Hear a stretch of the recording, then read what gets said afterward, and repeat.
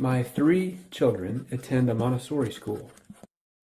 And recently, a fellow parent told me of her own bright, engaged, inquisitive son who had attended Montessori for a few years until a job loss in the family forced her to enroll him in a nearby, free, conventional public school. As she picked him up from his new bus stop, day after day, she began to notice something. She said, "I saw the light in his eyes dimming. His flame was extinguishing."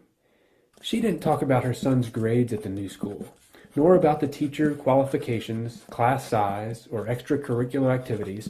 She didn't talk about how he would compete with China or increase our GDP. She talked about the flame inside him, dimming, extinguishing. To me, the fanning of this inner flame, the inner drive to learn and to develop, is the core contrast between Montessori schools and conventional schools. Conventional schools assume children need incentives for learning. Gold stars, A's, honor roll ribbons, popcorn parties. If they don't respond, they must be dealt punishments, bad grades, trips to the principal's office, etc. Montessori schools assume the opposite. Children do not need to be forced to learn. In fact, children are naturally interested in learning. Take a look at any child prior to kindergarten. They touch everything, pick it up, turn it over, taste it. Prior to setting foot in that first classroom, they've learned how to stand, walk, swim, sing, count, ride a bike, tell stories and jokes and lies. Some can even read.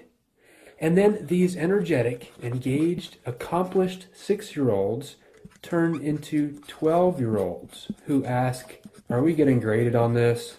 Or, "Is this going to be on the test?" That flame they had at age 6 didn't burn out on its own. We smothered it.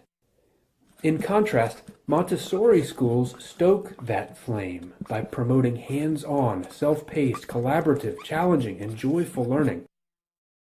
They encourage divergent thinking instead of convergent thinking, innovation instead of standardization.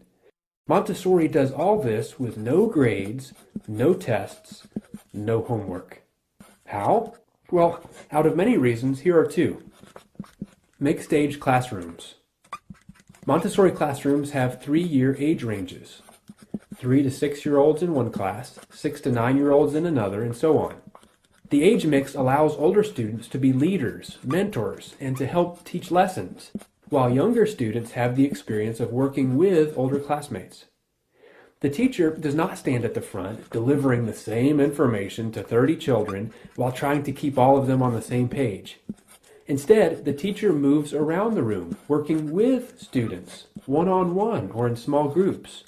The age mix allows a child working on, for example, addition, to sit near another student working on multiplication. Each can see not only what they'll be doing in the near future and where they've been in the past, but why they're learning what they're learning and how it fits into the big picture. Seeing the big picture allows students to take ownership of their learning, a critical element in fostering each child's natural learning desire. Which leads to point 2, grabbing that student's interest while it's hot. A Montessori teacher told me about an 8-year-old girl in her class interested in long division. After demonstrating some examples, the teacher watched the girl create her own simple division problem. But after finding the quotient, the girl added another digit to the dividend, and another, and continued the calculation into the hundreds, thousands, then 10,000s, 100,000s, then millions, billions, trillions. As the calculations began to near the bottom of the page, the teacher, thinking quickly, brought over more paper and some tape. Hours later, when the girl decided she was done, there were so many sheets of paper taped to each other that when the teacher taped the first one to the ceiling, the last one hung all the way to the floor. Children in Montessori follow their interests wherever that passion leads, however quickly it leads them, regardless of what other students in the class are working on. Can you imagine this little girl having any problem whatsoever with calculus in high school when she already does ceiling-to-floor long division problems at age 8? Can you imagine the look in her eyes when her mom picks her up from school? Montessori is the best method of schooling I have found for children to joyfully and effectively learn independence, responsibility, self-discipline, leadership, initiative, strong academics, and a lifetime love of learning. I urge you to visit a Montessori classroom to see for yourself. Sit in a class for 30 minutes. See the light in the children's eyes.